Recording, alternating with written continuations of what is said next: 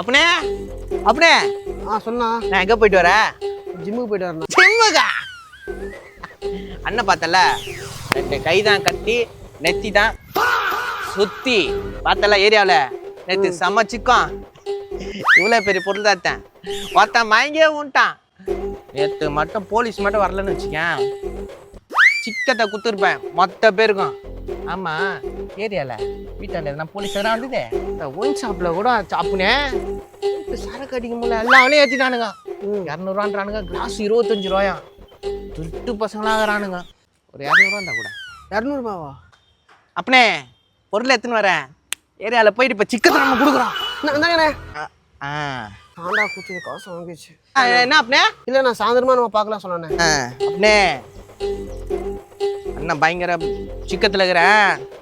ஏரியாவில் யாருன்னா உன்னை எதனா கேட்டாங்கன்னு வச்சுக்கோ அண்ணன் பேர் சொல்லு.